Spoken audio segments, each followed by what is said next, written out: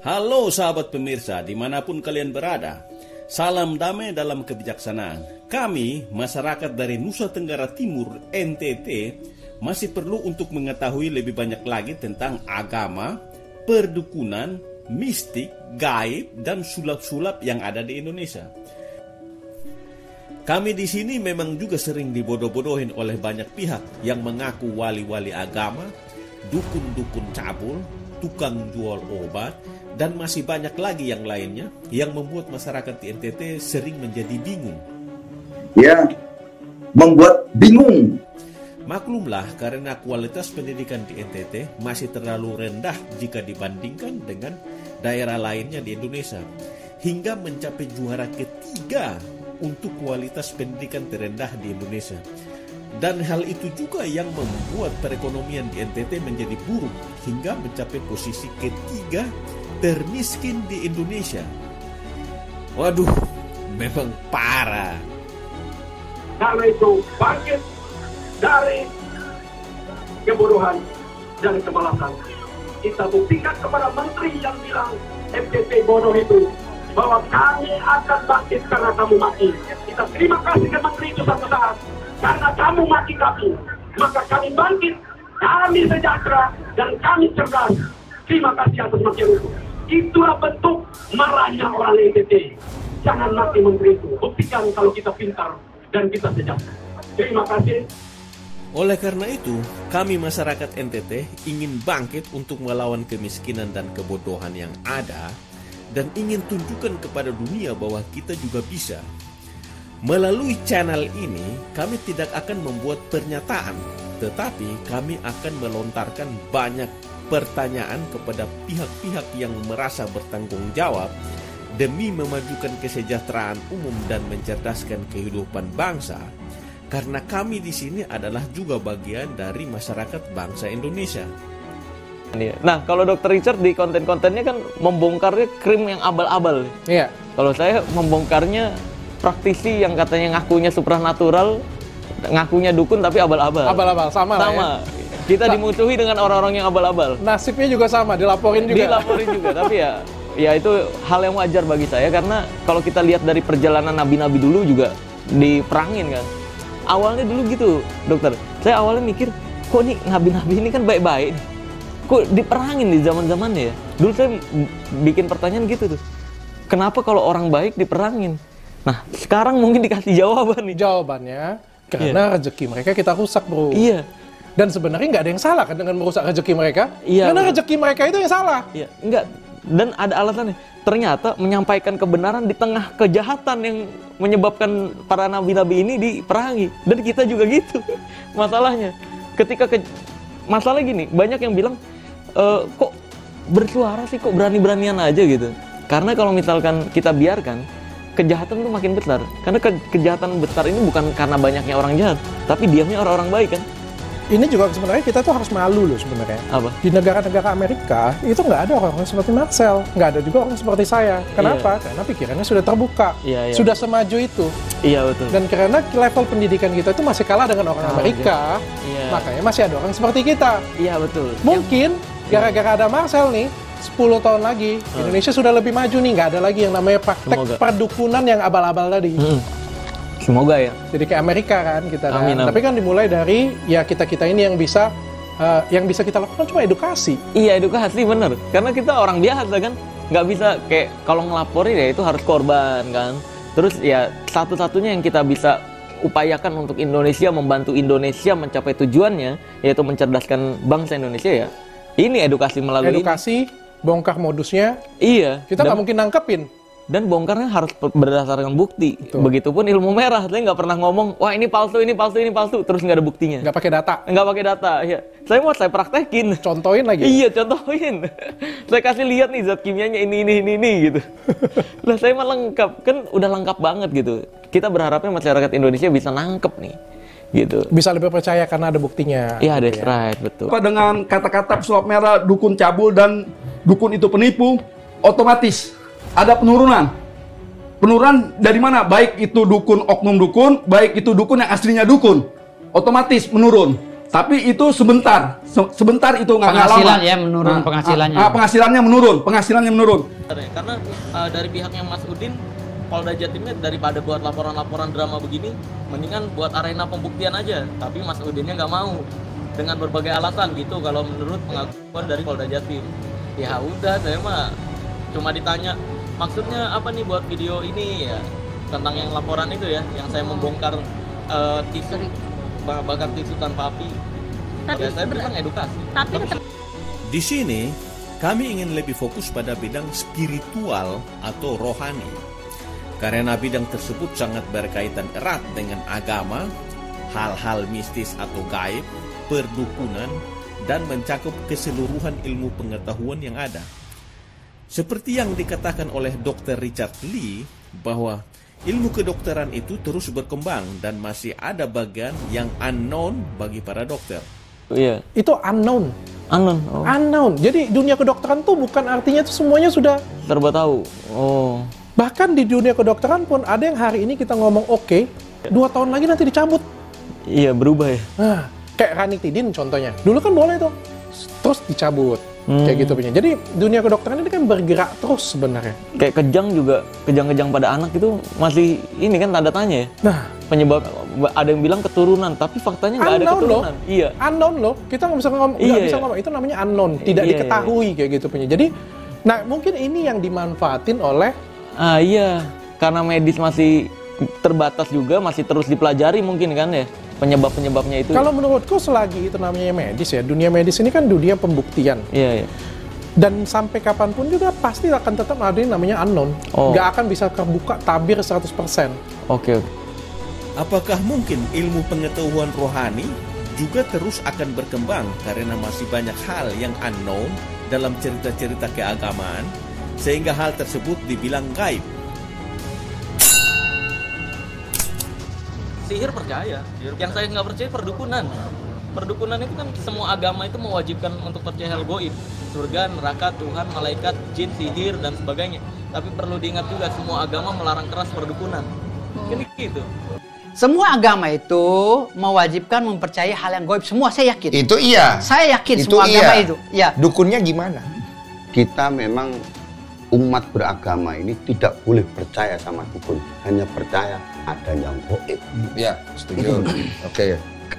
Cerita Nabi Musa yang berasal dari kitab-kitab keagamaan menceritakan tentang hal-hal gaib yang dibuat oleh Nabi Musa, seperti merubah air laut Mediterania menjadi darah, tulah-tulah wabah penyakit, dan yang paling dahsyat adalah membelah air laut. Saya tersengat oleh semangat Kanjeng Nabi Musa ketika melawan pesulap atau penyihir. Di dalam tafsir Ibnu Katsir maupun Ar-Razi dikatakan tukang sihirnya Fir'aun itu adalah pesulap. Pesulap. Ya. Ini pekerjaan yang dibenci para nabi. Tapi nggak merah dia ya. Nggak tahu kalau itu off the record. Yang jelas Ini di ngomong pesulap zaman ya. Nabi Musa, dari zaman Musa itu Bahkan pesulap, pesulap ya. Bahkan sejarah sulap pertama 4.700 tahun yang di Mesir. Iya, iya. Ya. Sulap pertama ada di Mesir. Iya. Sulap Bahkan pertama. ada di ininya di piramid itu ukir-ukirannya juga Aku ada. baca, Boy. Itu sulap itu di Mesir. Hobinya Fir'aun mengumpulkan massa sayembara. Dulu ada perlombaan lah. Ayo lomba Ahli-ahli magician sihir, atau iya. apa atau guru atau master atau apalah saya. Kok ini kok kembali budaya itu kok dihidupkan kembali ya Allah. Zaman Nabi Musa ya. Iya, kok sekarang era modern kok dihidupkan bahkan dijadikan sebuah perlombaan. Tontonan. Iya kan akhirnya jadi rancu mana yang benar mana yang enggak kan? Sedangkan data yang sudah kami peroleh di sini yang berasal dari Switzerland mengatakan bahwa tepatnya pada tahun 1453 sebelum Masehi, sebuah komet besar bernama Destroyer melintas dekat bumi. Hal itu membuat bencana alam global sebab terjadi gempa bumi di mana-mana. Pada waktu itu di Pulau Santorini, akibat gempa bumi, dinding magma gunung berapi di Santorini terbelah sehingga banyak air laut yang masuk ke dalamnya. Hal ini membuat gunung itu meledak, bukan meletus, menghancurkan pulau itu, menarik daratan lain ke dalam lautan, dan menciptakan gelombang tsunami setinggi 2000 meter. Air laut pun berubah menjadi merah dari warna belerang. Gelombang badai yang sangat besar dan memicu gelombang pasang naik setinggi 180 meter yang berguling di Laut Mediterania dan jauh ke daratan sungai Nil di Mesir dan membanjiri seluruh sekitarnya. Akibatnya bukan hanya manusia yang mati, tetapi banyak juga binatang yang mayatnya membusuk setelah banjir itu surut, yang menyebabkan banyak wabah penyakit.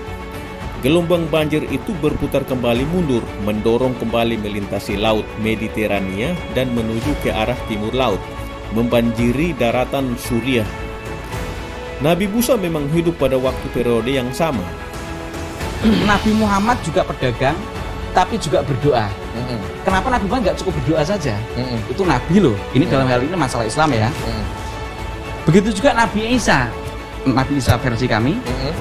Nabi Isa diizinkan Allah menghidupkan orang mati, membikin burung dari tanah, segala macam. Tapi ketika dapat cobaan, kenapa nggak pakai doanya saja ketika dikepung pasukan Romawi? Iya. Kalau versi Islam lari akhirnya diangkat ke langit, kalau versi saudara kita yang Kristen disalib. Kenapa Nabi Isa nggak cukup berdoa saja? Ini kan masa-masa mistik nih. Kemudian mengenai cerita Yesus Kristus yang ada sampai sekarang ini sangatlah bervariasi karena terdiri dari berbagai versi.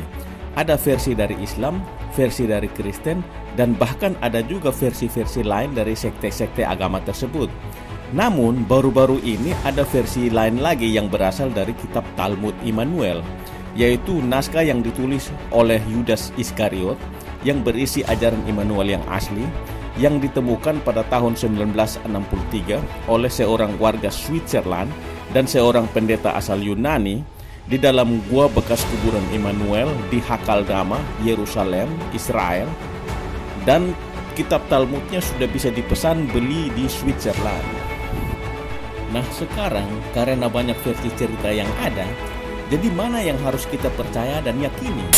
Menurut kami, pemerintah juga harus membuat suatu keputusan yang tegas tentang hal ini. Atau bila perlu, pending dulu bagi ajaran agama yang ada di Indonesia. Karena bisa saja terjadi maling teriak maling. Nah, bayangkan, ketika kamu nih, ada maling masuk ke rumah, terus kamu disuruh diem aja. Gimana coba? Ya kan? Ketika ada maling masuk ke rumah, terus kamu teriak maling, kamu malah dituduh, wah kamu pemecah rezeki maling. Kan aneh, ya kan? Lah ini saya bersuara agar masyarakat Indonesia tidak lagi mudah dibodoh-bodohi. Masa iya bersuara untuk mengedukasi nggak boleh? Maling teriak maling, sembunyi balik dinding, pengecut lari terkencing-kencing, tikam dari belakang, lawan lengah diterjang, lalu sibuk mencari kambing hitam. Jadi bagaimana? Apa yang harus kita lakukan sekarang tentang semua berbagai versi cerita yang ada? Saran saya ketika melihat suatu keajaiban jangan langsung percaya dan ya berusaha berpikir kritis dan analisis biar nggak mudah dibodoh-bodohi gitu. Oke. Thank you. Ya sama-sama. Kalau narasi yang dibentuk oleh si pesulap merah seperti ini, artinya dia menuju kepada ateis. Masa sih narasinya dibangun ke arah sana? Silakan dibuka. Nah sekarang masyarakat ini kan akhirnya bingung. Ini sebenarnya gaib ini ada atau enggak? Nah, nanti teleportasi, jantung itu kan hardware, bisa dipegang fisik. Nanti teleportasi alias jadi software ke kambing, jantungnya itu di cloning, rusaknya ke kambing. Sebagaimana singgasana Ratu Bilqis ketika dipindahkan Nabiullah Sulaiman dengan izin Allah dengan berbentuk mukjizat dari Yaman ke Palestina. Nah ini gaibnya kan? Resolusi jihad Hadratus Hasyim Asy'ari yang jenderal 2 jenderal Inggris, Malabi dan satunya saya lupa, pemenang perang dunia kedua tewas di ring 1. Bahkan Inggris mengatakan ini neraka perang dunia kedua yang paling ngeri. Apa dari santri ya, kita dari santri bukan dari non santri. Itu bambu runcing dari kiai Temanggung, Kiai Cirebon, diasmai, diazimati bahasanya pesantren itu. Kok bisa sampai saking riuhnya peperangan itu sampai pasukan Gurkha dari Inggris, dari India tapi disewa oleh Inggris yang Islam ya, kayak mantan presiden almarhum Zia-ul Haq Pakistan sebelum pisah dari India waktu itu sampai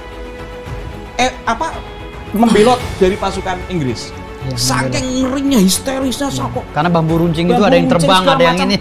Nah, yang dipermasalahkan di masyarakat sekarang dengan adanya pesulap merah dan Gus Samsudin adalah kebenaran satu tentang ilmu kebal. Ya. Nah, ilmu kebal ini kemarin kan pergi ke tempatnya Dr. Richard. Iya. Dicoba pakai apa?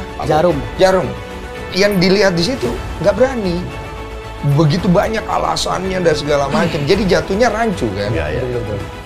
Nah, ini gimana nyelesainnya? Ilmu kebal ada atau enggak? Wasirrisari Fisa iril asma'i wasifati wa ala alihi wa sahbihi wa sallim. Allahu Akbar. Allahu Akbar. Ya saya khotak ini. Nanti ke dokter ya. Dokter.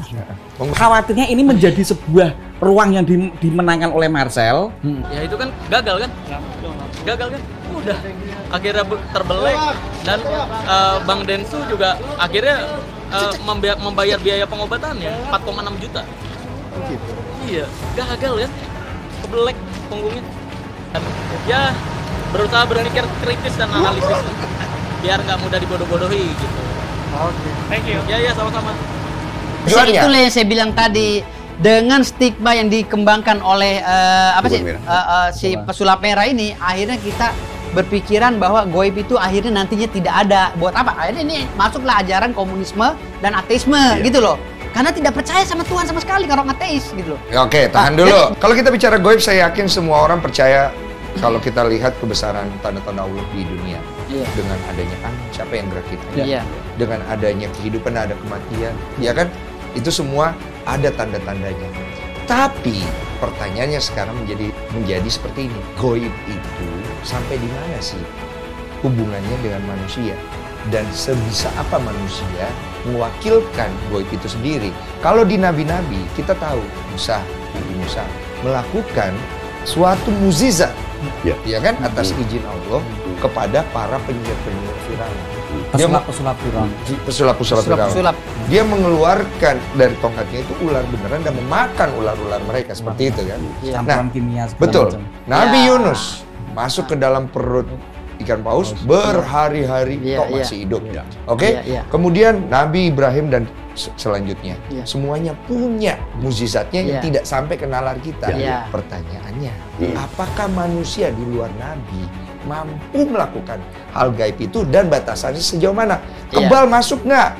Nah sekarang kan orang tanya, kebal emang ada? Jujur loh, nggak ada yang percaya kebal itu ada. Akhirnya sekarang banyak negara yang sudah menghapus undang-undang penistaan agama karena undang-undang ini hanya menimbulkan masalah. Tetapi Indonesia masih mempertahankan undang-undang penistaan agama di dalam pasal 156A KUHP